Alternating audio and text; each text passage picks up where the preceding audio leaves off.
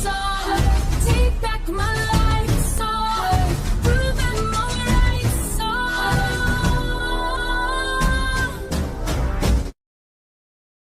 Group, Mr. Farage. Good morning. Good morning.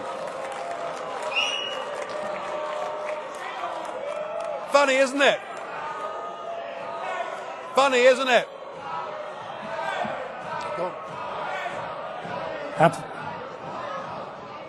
Thank you very much for that very warm welcome. How things have changed. Just a second, Mr. Farage. Ladies and gentlemen, one major quality of democracy is that you listen to those, even if you don't share their opinion. Well, thank you, Mr. Schultz. Isn't it funny? You know, when I came here 17 years ago, and I said that I wanted to lead a campaign to get Britain to leave the European Union, you all laughed at me. Well, I have to say, you're not laughing now, are you? And the reason you're so upset, the reason you're so angry, has been perfectly clear from all the angry exchanges this morning. You, as a political project, are in denial. You're in denial that your currency is failing. You're in denial. Well, just look at the Mediterranean. No. As a policy to impose poverty on Greece and the rest of the Mediterranean, you've done very well. And you're in denial over Mrs. Merkel's call last year for as many people as possible to cross the Mediterranean into the European Union has led to massive divisions between countries and within countries. But the biggest problem you've got, and the main reason the United Kingdom voted the way that it did, is you have, by stealth, by deception, without ever telling the truth to the British or the rest of the peoples of Europe, you have imposed upon them a political union. You've imposed upon them a political union. And when the people in 2005 in the Netherlands and France voted against that political union, when they rejected the Constitution, you simply ignored them and brought the Lisbon Treaty in through the back door.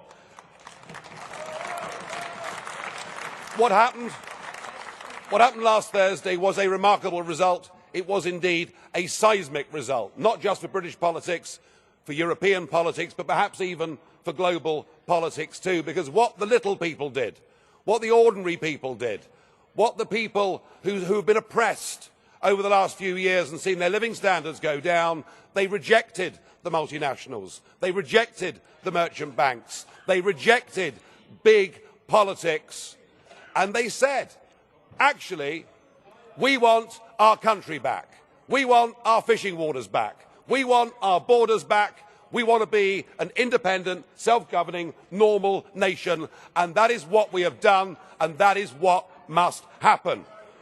And in doing so, we now offer a beacon of hope to Democrats across the rest of the European continent. I'll make one prediction this morning. The United Kingdom will not be the last member state to leave the European Union. So the question is, what do we do next? Now, it is up to the British government to invoke Article 50. And I have to say that I don't think we should spend too long in doing it. I totally agree, Mr Juncker, that the British people have voted. We need to make sure that it happens. But what I would like to see is a grown-up and sensible attitude to how we negotiate a different relationship. Now I know that virtually none of you have ever done a proper job in your lives, or worked in business, or worked in trade, or indeed ever created a job. But listen, just listen. The fact that you're claiming nobody has done a decent job in their life, you can't really say that. I'm sorry. No, you're quite right, Mr. Schulz. UKIP used to protest against the establishment, and now the establishment protests against UKIP. So something has happened here. Let us listen to some simple, pragmatic economics. We, between us, between your countries and my country, we do an enormous amount of business in goods and services. That trade is mutually beneficial to both of us. That trade matters. If you were to decide to cut off your noses, to spite your faces, and to reject any idea of a sensible trade deal, the consequences would be far worse for you than it would be for us. And even no deal is better for the United Kingdom than the current rotten deal that we've got. But if we were to move to a position where tariffs were reintroduced on products like motor cars, then hundreds of thousands of German workers would risk losing their jobs.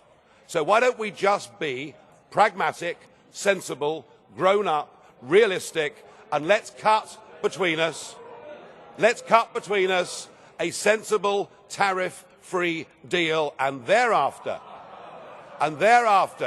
recognise that the United Kingdom will be your friend, that we will trade with you, we will cooperate with you, we will be your best friends in the world. But do that, do it sensibly, and allow us to go off and pursue our global ambitions and future. Thank you.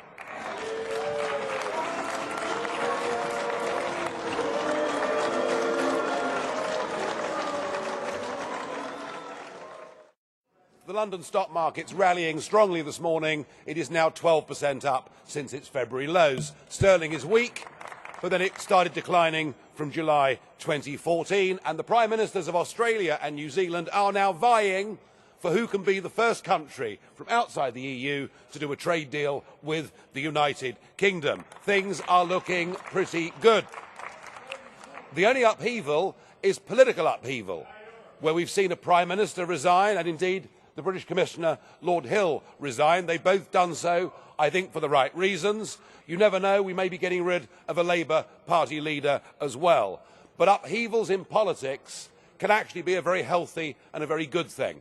And I got into politics because our political class in Britain led us towards a European political project. So if that result last week sweeps a few of them away, so be it. But I am looking forward next year to celebrating our Independence Day on June the 23rd.